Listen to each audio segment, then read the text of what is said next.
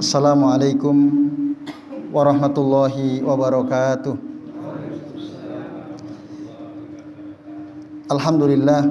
Alhamdulillahilladzi arsala rasulahu bil huda wa dinil haq liyuzhirahu ala dini kullih walau karihal kafirun. Asyhadu an la ilaha illallah wahdahu la syarikalah wa asyhadu anna Muhammadan abduhu wa rasuluh. Allahumma shalli wa sallim wa barik ala Muhammad wa ala ali Muhammad kama shallaita wa barakta ala Ibrahim wa ala ali Ibrahim fil alamin innaka Hamidum Majid. Rabbi shrah li sadri wa yassir li amri wahlul 'uqdatam min lisani yafqahu qawli, amma ba'du. Bapak-bapak dan ibu-ibu serta hadirin hadirat sekalian, rahimani wa rahimakumullah. Semoga kita semua yang hadir di majelis ini senantiasa dirahmati Allah Subhanahu wa taala. Amin ya Allah ya rabbal alamin. Alhamdulillah Bapak Ibu, pada kesempatan maghrib hari ini atas izin Allah kita bisa berjumpa kembali untuk melanjutkan ngaji kitab Bulughul Maram, yang pada kesempatan kali ini insya Allah kita akan mulai membahas dari hadis yang ke-9 ya. Betul ya, karena terakhir pada pertemuan pekan lalu kita sudah membahas sampai hadis yang ke-8. Nah, bagi bapak-bapak dan ibu-ibu serta hadirin sekalian yang membawa kitab, silahkan dibuka hadis yang ke-9, bab atau bab Asratun Nisa ya. Asratun Nisa. Baik, kami bacakan hadisnya.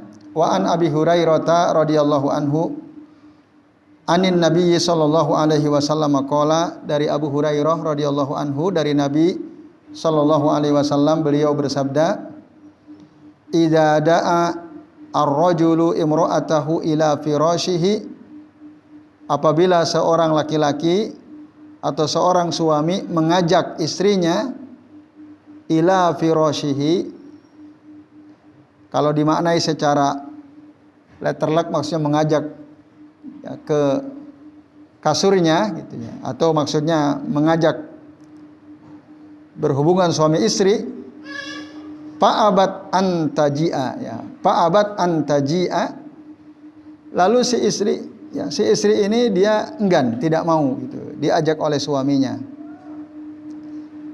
Apa kata Nabi? La'anat hal malaikatu hatta tusbiha, maka si wanita atau si istri itu akan dilaknat oleh para malaikat sampai pagi. Bukan hanya satu ya, tapi banyak malaikat. La'anat hal malaikah, karena malaikat itu jamak dari kata malak. Kalau satu malaikat disebut malak, dua malakani, tiga malaikah, dan seterusnya. Jadi banyak malaikat yang akan melaknat si wanita atau si istri yang tidak mau diajak oleh suaminya. Sampai kapan? Dalam hadis ini disebutkan sampai pagi, hatta tusbiha. Hadis muttafaqun alaih. Hadis ini diriwayatkan oleh Imam Al-Bukhari wa Muslim, tetapi lafadznya dari Imam Al-Bukhari. Sementara dalam hadis riwayat Imam Muslim ada sedikit perbedaannya. Kana alladzi fis sama'i sakhiton 'alaiha, maka penduduk langit, alladzi fis sama, yang tinggal di langit itu, sakhiton 'alaiha, marah kepada si wanita tersebut. Sampai kapan? Hatta yardha anha, sampai si suaminya ridho dengan si istrinya yang enggan diajak tadi ya. Nah, ini dalam hadis yang dikeluarkan oleh Imam Muslim. Nah, bapak-bapak dan ibu-ibu serta hadirin sekalian, a'azani Allah wa iyyakum ajmain. Jadi hadis ini menjelaskan tentang ya, haramnya wanita menolak ajakan suami ketika dibutuhkan. Sekaligus hadis ini menunjukkan tentang wajibnya seorang istri taat kepada suami, wajib. Nah, haram menolaknya dan wajib mentaatinya. Itu jelas sekali ya. Kalau tidak, ini dosa besar. Apa akibatnya kalau si istri tadi tidak taat kepada suaminya ketika suami menginginkan dirinya, dia akan dilaknat. Dilaknat itu apa? Dijauhkan dari rahmat Allah Ta'ala. Atau malaikat berdoa supaya si istri ini dijauhkan dari rahmat Allah Subhanahu wa Ta'ala. Itu makna al-laknah. Ini sebagai hukuman bagi si wanita yang enggan diajak oleh suaminya tadi. Dan tidaklah ada hukuman ini kecuali diberikan kepada orang yang meninggalkan perkara wajib atau melakukan perkara yang haram. Nah, oleh karenanya menolak hukumnya haram bagi wanita dan ya, mentaati suaminya hukumnya wajib. Sampai Rasul memberikan ancaman dalam hadis ini berupa tadi dilaknat, yang kedua marah. Semua penduduk langit marah. Allazi fis sama'i sakhitun 'alaiha. Itu kata Nabi dalam hadis yang kedua tadi. Nah, ini Bapak Ibu dan sekalian, kenapa? Karena ini sangat berbahaya gitu. Ketika seorang suami butuh kepada istrinya sementara istrinya menolak, ini bahaya. Yuaddi ila adrarin wa mafasid azimah. Menyebabkan ya adanya bahaya dan kerusakan besar. Apa diantaranya? Bisa saja seorang suami akan melakukan hal yang diharamkan, berzina. Ya, bisa saja kalau dia tidak punya agama gitu ya. Dia agamanya lemah gitu ya, imannya lemah, padahal dia sangat membutuhkan. Nah, itu maka penolakan istri menjadi sebab terjerumusnya si suami kepada kemaksiatan besar. Dan ada kaidah yang berbunyi al-mutasabbibu kal mubashir. Orang yang menjadi sebab terjerumusnya seseorang kepada kerusakan, saya ulangi ya, al-mutasabbibu kal mubashir. Orang yang menjadi sebab terjerumusnya seseorang kepada kerusakan, kepada kemaksiatan, maka dia sama seperti pelaku kerusakan atau kemaksiatan itu. Sama hukumnya. Al-mutasabbibu kal mubashir.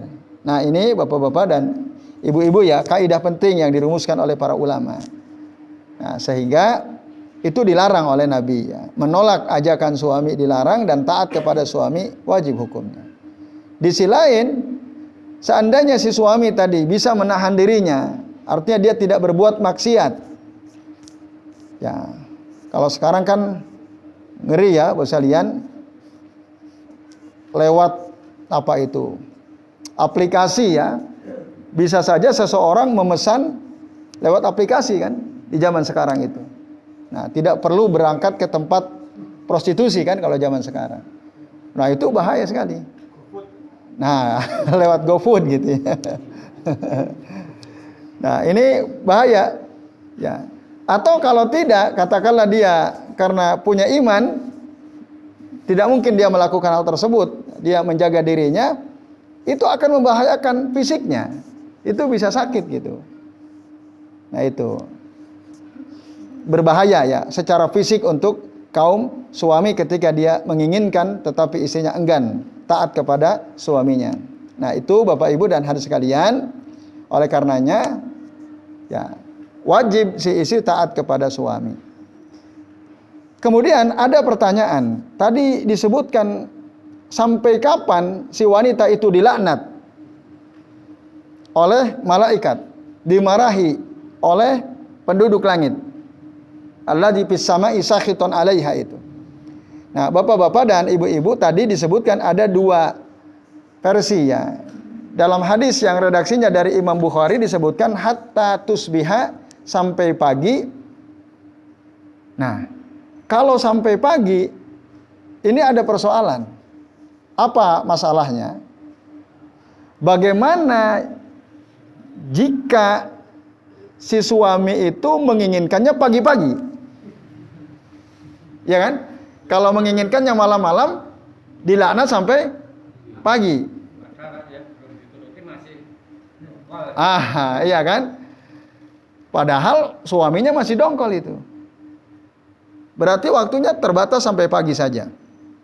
Lalu bagaimana kasus lain, bagaimana jika si suami itu menginginkannya pagi-pagi, pada subuh misalnya. Terus apakah sampai pagi hari berikutnya? Nah, itu kalau dilihat dari hadis riwayat Imam Bukhari ya, hatta tusbiha. Nah, maka Bapak Ibu dan hadirin sekalian, dalam hadis riwayat Imam Muslim itu redaksinya beda. Bukan hatta tusbiha, tapi hatta yardha anha. Hatta yardha anha. Sampai suaminya ridho. Artinya kalau 2, 3, 4, 5 hari nggak ridho, gimana itu?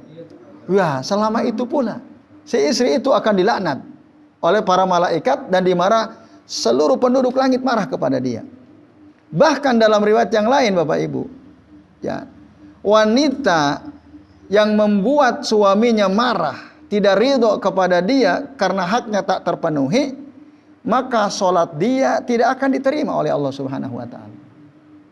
Solatnya. Sampai kapan? Hatta yardo, sampai si suami ridho. Jadi ada 3 golongan orang, kata Nabi dalam satu riwayat yang sahih, yang solatnya itu tidak terangkat ke atas.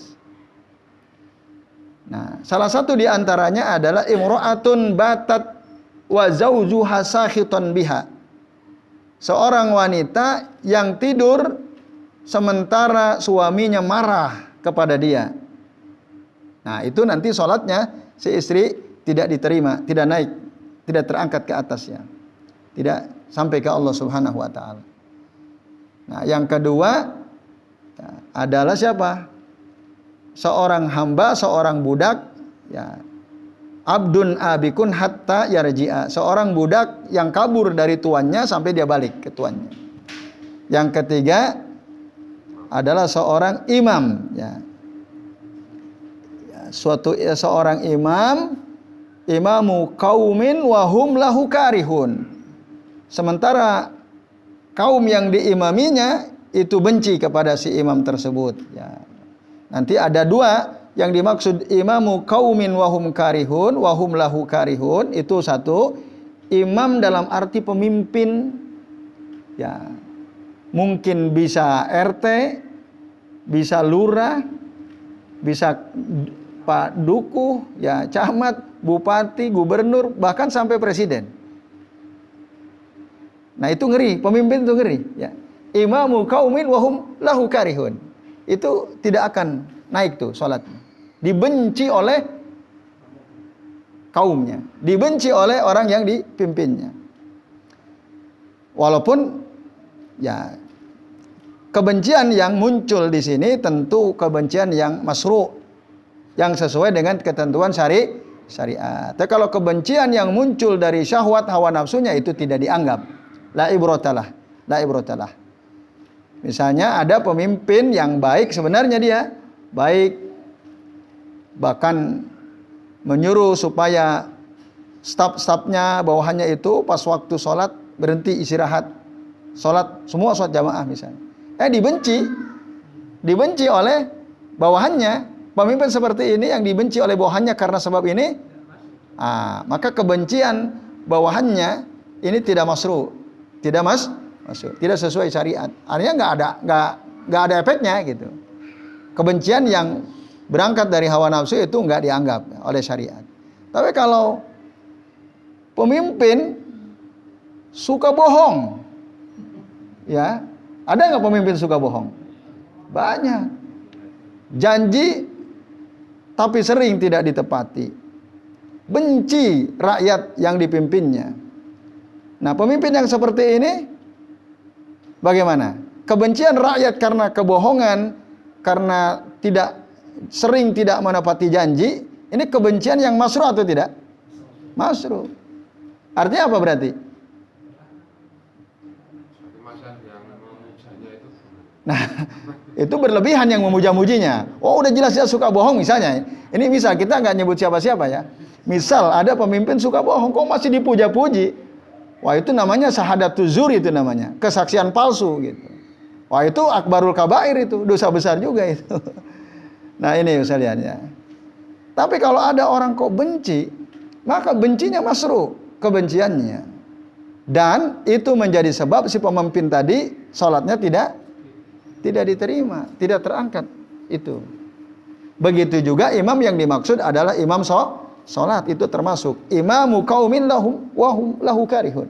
Imam suatu kaum dan kaum itu benci kepada si imam. Nah, kebencian juga tadi yang masru. Kalau tidak masru maka tidak dianggap. Jadi kalau ada imam dibenci, sebenarnya imamnya baik kok dibenci, itu nggak dianggap kebenciannya. Tapi kalau imamnya memang nggak beres gitu ya, benci, makmumnya benci, bacaannya hancur, berantakan, rusak-rusak gitu ya, tajwidnya nggak jelas misalnya. Lalu makmum iki imam kok bacaannya amburadul ngimami kan itu misalnya. Nah, maka kebencian seperti ini itu menyebabkan si imam sholatnya tidak terangkat. Itu karena itu masru kebenciannya. Nah, ini maka disitulah harus betul-betul diperhatikan ya Bapak-bapak sekalian. Nah, tadi kembali kepada si wanita itu, selain dilaknat, penduduk langit marah kepada dia, bahkan sholatnya tidak diterima sekalian. Jadi nanti ada 3 ya. Di dalam beberapa riwayat disebutkan di sini hatta yusbiha hatta yardu nanti hatta yarji. Ada 3 redaksi ya. Hukuman bagi si wanita ini sampai kapan? 1, hatta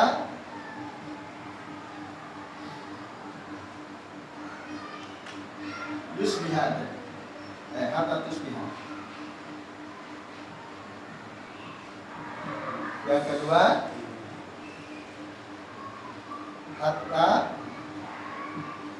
yaradha anha, sampai si suaminya ridho kepada dia. Yang ketiga nanti ada lagi,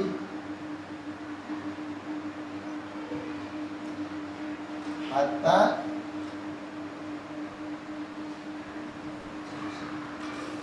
yarji'ah. Nah, ini perusahaannya. Ini apa namanya? Batas ya, sampai kapan si wanita itu dilaknat, dimarahi oleh para penduduk langit dan tidak diterima. Oh maaf, hatta tarji'ah ya. Ya, jadi yang kembali itu si istrinya, bukan suaminya.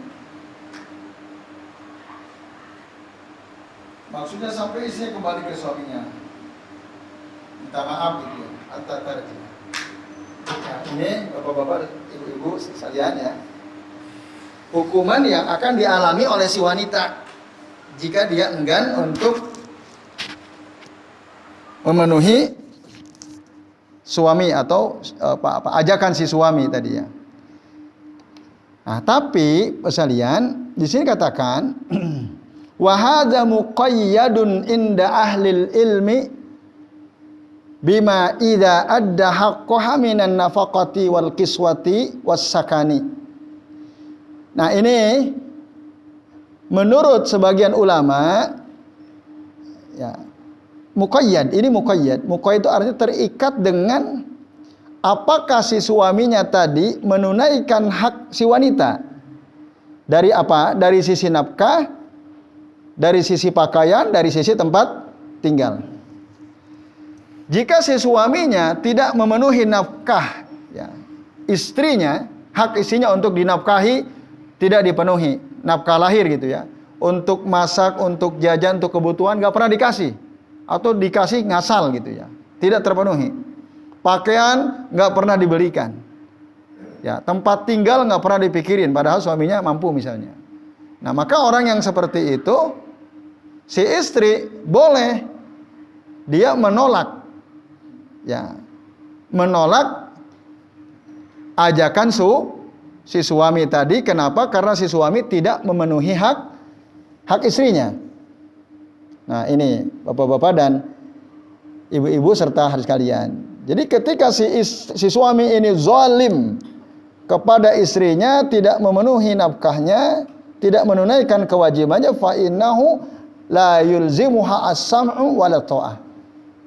Keadaan yang demikian itu, kezaliman suami itu menyebabkan si istri tidak harus mendengar dan tidak harus taat kepada suami. Ya, kalau suaminya zalim kepada istrinya. Nah ini, jadi terikat dengan apakah terpenuhi hak si istri atau tidak. Itu kata saya Abdullah bin Saleh Al-Fauzan, hafizahullah ta'ala bisalian. Ya ini kesimpulan penting yang pertama tadi ya. Yang kedua Bapak Ibu, hadis ini menjelaskan tentang apa? Perhatian Allah Subhanahu wa taala kepada hambanya. Nah, itu. Makanya tadi Allah melaknat atau para penduduk langit marah kepada orang yang bermaksiat ya. Dengan ketentuan Allah yaitu tadi harus mentaati istri, mentaati suaminya untuk menyalurkan syahwatnya. Tapi kalau dia tidak mau, nah, maka dilaknat tadi. Nah ini menunjukkan ya hadis ini perhatian Allah Ta'ala kepada hambanya. Kemudian Bapak Ibu dan hadirin sekalian, a'azani Allahu wa iyyakum ajmain. Nah, hadis ini juga sekaligus menunjukkan bahwa ya doa para malaikat itu dalil ala qabuli du'ail malaikah lil adamiyyin min khairin aw syarrin. Hadis ini menunjukkan bahwa doa para malaikat itu ya itu diterima oleh Allah Ta'ala, didengarkan.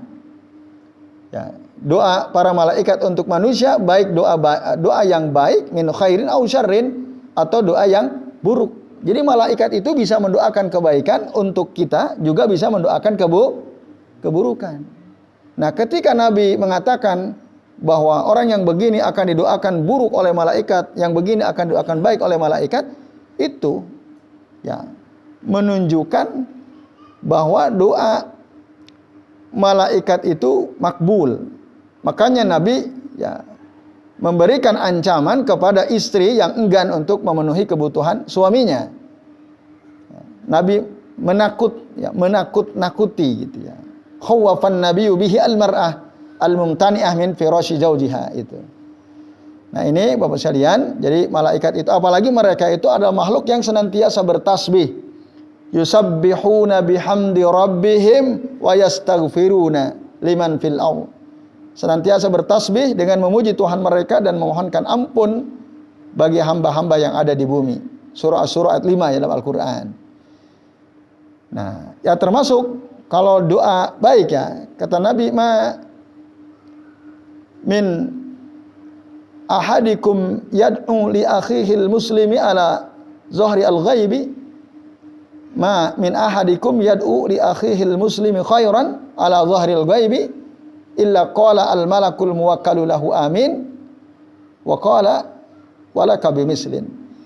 Tidaklah ada salah seorang di antara kalian, kata Nabi, berdoa baik untuk saudaranya yang muslim tanpa sepengetahuan saudara yang dia doakan itu ya, tanpa sepengetahuan saudaranya yang didoakan itu, illa kecuali qalal malakul muwakkalu lahu, kecuali malaikat yang ditugasi oleh Allah untuk membersamai dia, malaikat itu akan apa?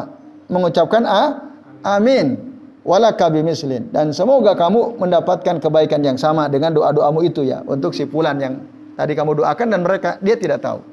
Nah, Bapak Ibu, maka mendoakan orang lain itu penting itu, ya, penting. Nanti kebaikannya akan kembali kepada kita gitu. Jangan pelit untuk mendoakan orang.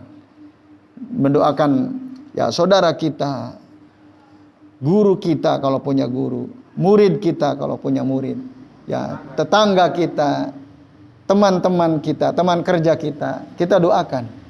Nah, itu nanti kebaikannya akan kembali pada kita. Maka ya ada doa misalnya Allahumma ighfir lil mu'minin wal mu'minat wal muslimin wal muslimat al ahya'i minhum wal amwat. Itu penting itu. Jadi kita doakan seluruh kaum muslimin, bahkan yang mati, yang hidup kita doakan. Nah, itu kalau perlu, kalau bisa perlu disertakan dalam setiap doa kita gitu ya. Atau Allahumma ighfir lana wa li ikhwanina alladzina sabaquna bil iman wala taj'al fi qulubina ghillal lil ladzina amanu rabbana innaka raufur rahim misalnya, atau Allahumma ighfir lana wali walidina walil mu'minina yauma yakumul hisab misalnya. Nah, itu perlu disertakan Bapak Ibu ya. Agar apa? Kebaikan-kebaikan itu nanti kembali kepada kita. Yaitu jadi doa malaikat itu dikabul oleh Allah Ta'ala. Lalu kesimpulan lain Bapak Ibu, hadis ini menunjukkan boleh kita melaknat ya la'na al-muayyani al-mutassifu bi syai'in minal ma'asi ya. Hadis ini menunjukkan bolehnya bijawazi la'nil muayyan, melaknat secara khusus gitu ya, bagi siapa saja yang berbuat maksiat. Maksudnya gimana? Ya, melaknat tadi. Misalnya semoga Allah melaknat wanita yang tidak taat kepada suaminya. Nah, itu kan al-la'n al-muayyan itu boleh ya. Tapi melaknat dengan sifat kemaksiatan yang dilakukan, gitu. Itu. Tapi kalau melaknat dengan menyebut namanya, nah itu yang nggak boleh nanti. La'n al-muayyan ya lil asi, nah itu si pelaku maksiatnya itu yang nggak boleh. Tapi kalau melaknat seseorang ya yang melakukan suatu kemaksiatan boleh kita tadi ya. Misalnya, ya Allah, semoga engkau laknat orang-orang yang katakanlah suka minum khamar misalnya. Itu boleh. Itu. Tapi kalau melaknat orang per orang ya, kita sebut namanya, bahkan meskipun dia orang kafir itu nggak boleh. Apalagi kalau dia muslim, meskipun mungkin dia banyak berbuat dosa gitu ya, entah dia minum khamr atau mungkin yang lain-lain, kita sebut namanya itu nggak boleh. Walaupun dia rusak betul gitu, suka main perempuan, main judi, minum khamr, berkumpul semua keburukan pada dirinya. Bahkan mungkin nggak segan bunuh orang ketika dia mau apa-apa begitu ya. Lalu kita laknat, ya Allah laknat si fulan. Itu nggak boleh. Itu nggak boleh. Walaupun jelas ya ini pelaku kejahatan. Bahkan meskipun dia orang kafir misalnya, itu nggak boleh. Apa sebab? Nah, karena bisa jadi di akhir hayatnya dia diampuni oleh Allah Ta'ala. Dia bertaubat oleh Allah. Dia bertaubat, diberikan taubat oleh Allah Ta'ala. Jadi kita jangan ikut campur urusan Allah Ta'ala. Nah, itu nanti kalau kita tarik ke belakang, Rasul dulu pernah mendoakan keburukan secara spesifik, disebut nama suku-suku tertentu. Ya, ketika Rasul mengirim ya para sahabat ahli Quran, orang-orang berilmu untuk berdakwah atas permintaan mereka sebanyak 70 orang, tapi dibunuh semua, mati semua. Lalu kemudian Nabi berdoa, di dalam doanya itu ada ya permohonan supaya Allah melaknat Ri'lan wa Zakwan, menyebut nama-nama suku-suku tertentu.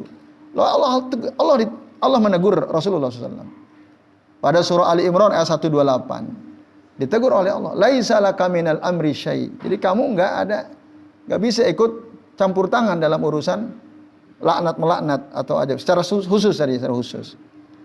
Karena bisa jadi an yatuba alaihim, ayatuba alaihim. Allah bisa saja memberikan taubat kepada mereka, au yu'adzibahum, atau Allah mengazab mereka. Itu terserah Allah. Fa innahum zalimun, yang jelas mereka emang orang zalim. Nah, itu dalilnya sekalian. Maka setelah turun surah Ali Imran ayat 128 ini, Rasul berhenti kunut nazilah ya, kunut. Nah, ini cerita tentang kunut nazilah. Bahkan tidak pernah lagi kunut hatta faraqad dunya, sampai Rasul meninggal dunia. Bahkan di salat subuh pun Rasul tidak pernah kunut lagi. Nah, ini Bapak Ibu sekalian ya. Jadi mendoakan secara khusus keburukan untuk orang tertentu itu nggak boleh ya, tidak boleh kita. Kita hanya boleh mendoakan secara khusus ya orang yang melakukan, bukan orangnya ya, tapi perbuatan maksiatnya. Ya tadi misalnya, ya Allah, semoga engkau binasakan orang-orang yang berbuat zalim gitu ya. Semoga engkau binasakan orang-orang yang suka membuat kerusuhan, misalnya.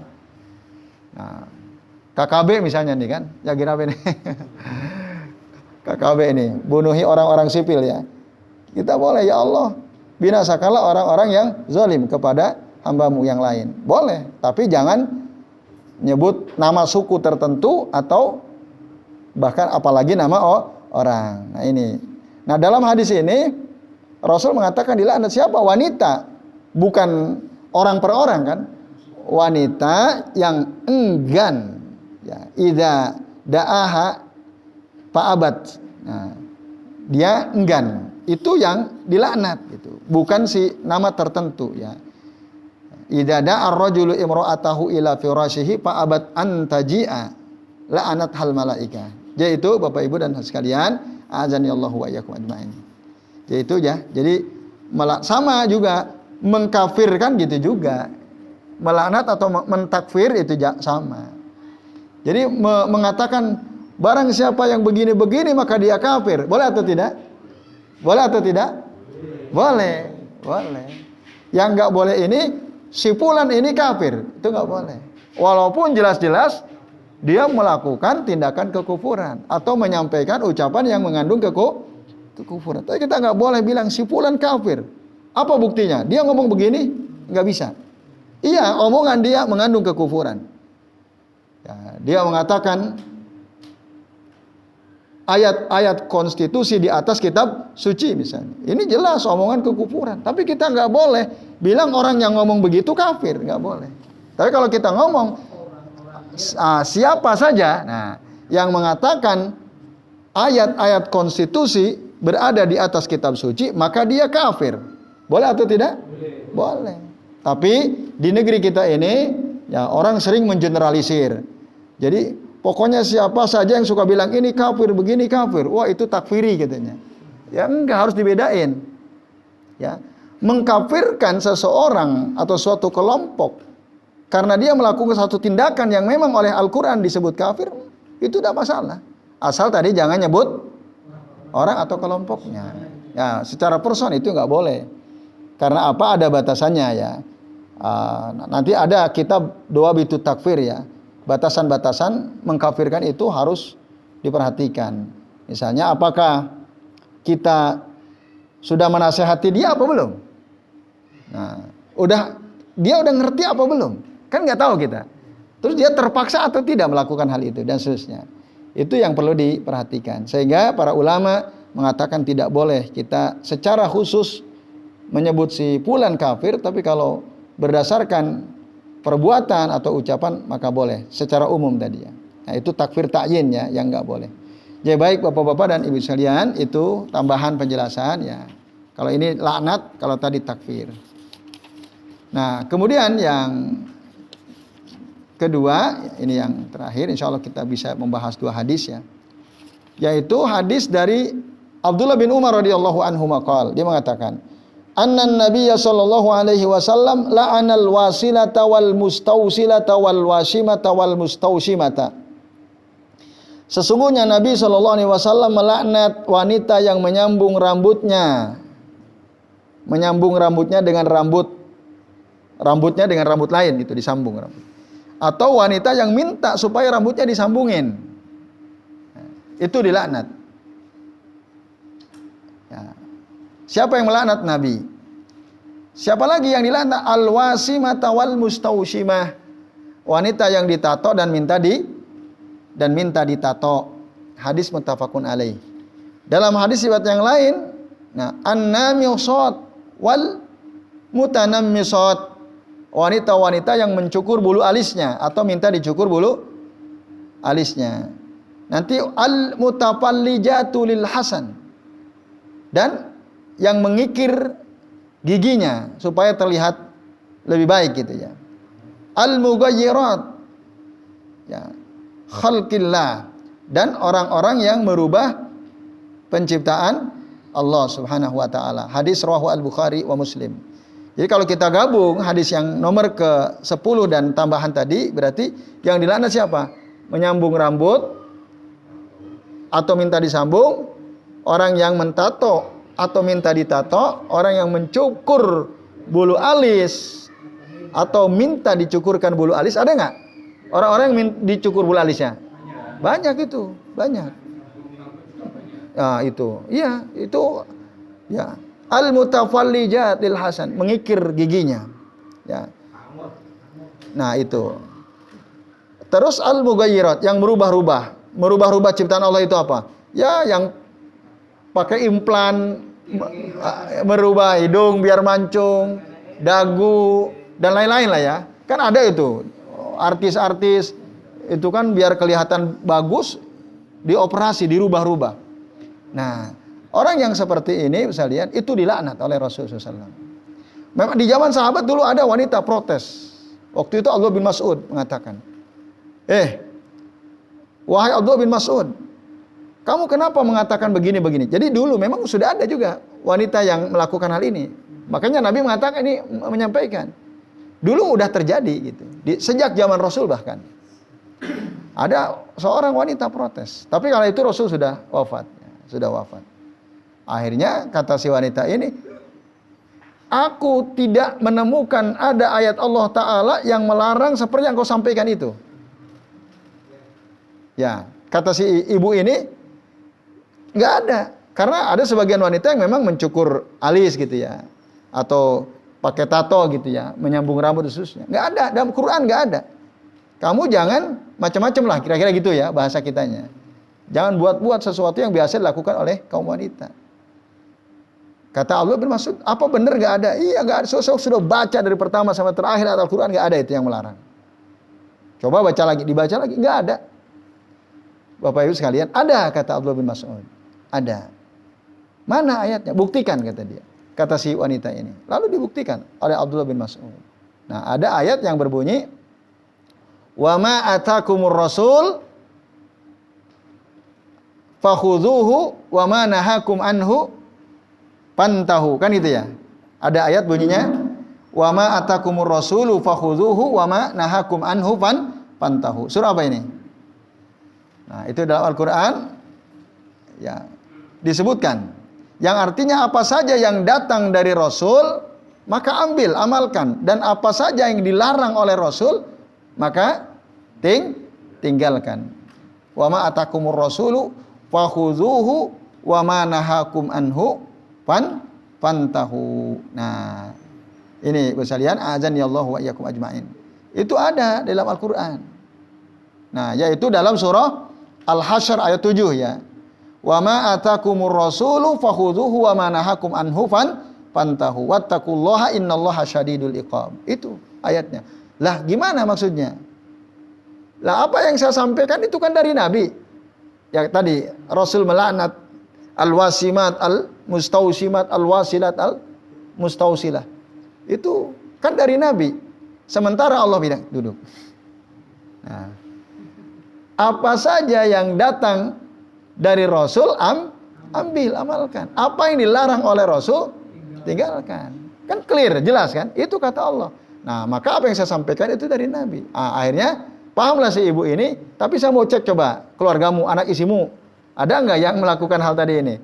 Ternyata pas dicek nggak ada satupun dari keluarga Abdullah bin Mas'ud, baik istrinya ataupun anaknya, yang dicukur alisnya, yang dikikir giginya, ditato, yang nyambung rambut, nggak ada. Akhirnya dia sadar, oh iya, berarti itu dilarang. Nah, ini Bapak Ibu dan hadirin sekalian, a'azanillahu wa iyyakum ajmain.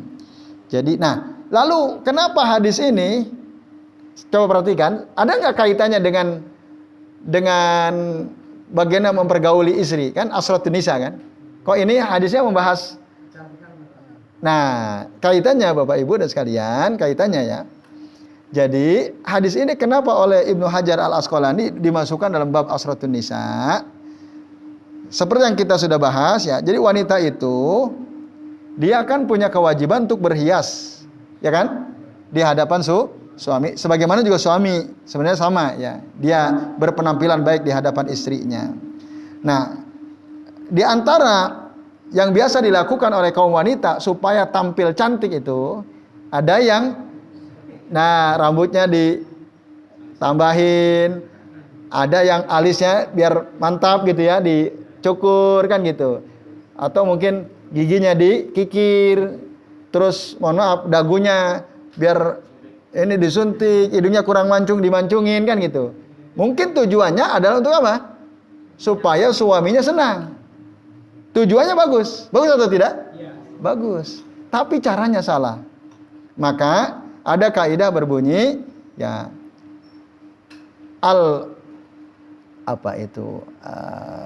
al-ghayatu la tubarriru al-wasilah.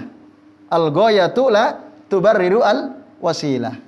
Tujuan itu tidak boleh menghalalkan segala cara gitu. Tujuan baik oke. Tapi caranya dong. Nah itu. Di kita itu kan sering ya Bapak Ibu. Banyak orang punya tujuan baik tapi caranya tidak sesuai ketentuan Rasul. Banyak enggak? Banyak banget itu. Tujuannya kan untuk ini, untuk ini, untuk ini. Lah, Rasul ngasih tahu enggak cara seperti itu? Enggak kan. Nah, yang penting baiknya kan gitu. Itu enggak boleh tuh. Al-ghayatu la tubarriru al-wasilah.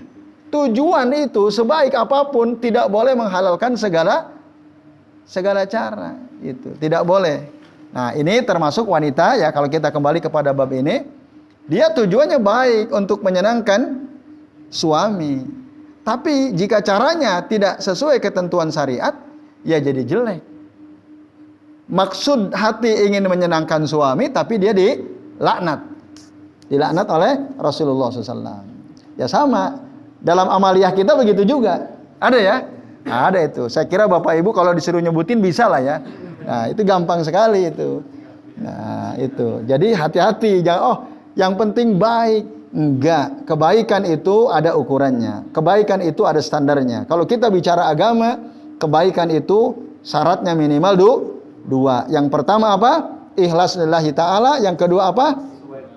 Sesuai dengan tuntunan Rasulullah sallallahu alaihi wasallam. Udah itu, enggak bisa ditawar itu. Nah, itu para ulama sudah menjelaskan dari dahulu kala ya. Walaupun banyak yang melanggar karena alasan ini kan baik. Jadi saya kira ini Bapak Ibu. Selebihnya kalau ada waktu barangkali ada yang bertanya kami persilahkan. Ya silakan Pak Subri. Untuk yang dilaknat itu pada wanita itu bentuknya laknat itu seperti apa yang apa itu langsung mengena pada wanita itu? Bentuknya gimana gitu ya? Iya. Baik, itu saja Pak Subri. Yang apa makna laknat tadi? Laknat itu artinya adalah ya, Bapak sekalian, ib'aduhu an rahmatillah. Dia dijauhkan dari rahmat Allah. Itu yang dimaksud. Dia dilaknat oleh Allah Ta'ala. Misalnya kan, kalau Nabi melaknat, itu artinya Nabi mendoakan supaya dia dijauhkan dari rahmat Allah. Itu. Nah, tentu saja orang yang dijauhkan dari rahmat Allah, wah, tentu bukan sesuatu yang baik ya, itu keburukannya. Itu saja. Nggak mungkin kita kuat kalau dicabut rahmat Allah dari kita ya. Kan semua kenikmatan yang kita rasakan itu kan salah satu bentuk rahmat Allah kan. Kita bisa minum, kita bisa makan. Merdeka juga iya. Rahmat Allah, atas berkat rahmat Allah. Iya itu. Nah maka orang yang melakukan tadi hal-hal yang dilarang ini, itu didoakan semoga dicabut rahmatnya, dijauhkan dari rahmat Allah Subhanahu Wa Taala. Nanti bisa macam-macam akibatnya. Mungkin dicabut kesehatannya, mungkin dicabut rezeki hartanya dan lain-lain itu ya. Ya itu maksudnya. Ya. Ini berkaitan dengan tadi yang termasuk untuk menyangka suami.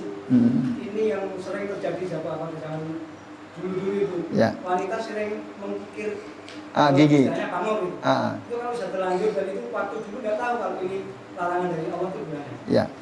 Itu wanita dulu sering. Iya. Ya. Apa istilahnya kalau bahasa Jawanya? Pangur ya, pangur. Merapikan gigi, ya. Kalau sekarang nah, itu beda lagi, beda. Kalau behel kan nggak berubah dia sebenarnya kan, merapikan tidak menghilangkan sesuatu kan, tidak menghilangkan sesuatu. Nah kalau mengikir kan ada yang dihilangkan kan, ya itu. Jadi berbeda ya.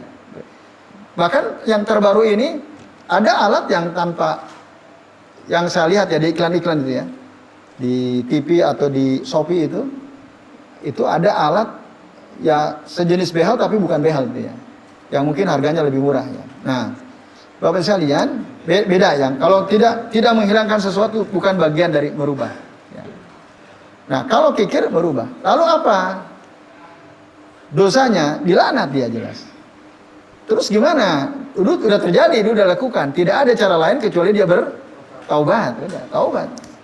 Taubatan nasuha. Ya. Dia bertaubat, istighfar sama Allah Ta'ala, memohon ampunan dari Allah Ta'ala. Nah, dengan taubatan nasuha, syaratnya kan 3 ya. 1 apa? Meninggalkan perbuatan dosa tersebut, menyesalinya, dan berusaha atau berniat untuk tidak mengulanginya. Udah, kalau syarat itu terpenuhi dia udah taubatan nasuha. Kalau pikir ya mungkin udah sekali itu aja, kalau dipikir lagi ya. Kalau dikikir lagi nanti ya dia kena lagi gitu. Dilaknat lagi. Dia itu Pak Supri. Allahu a'lam bishawab. Kalau giginya dipagari itu behel. Ya behel itu. Enggak, karena enggak menghilangkan kan? Tidak menghilangkan. Iya.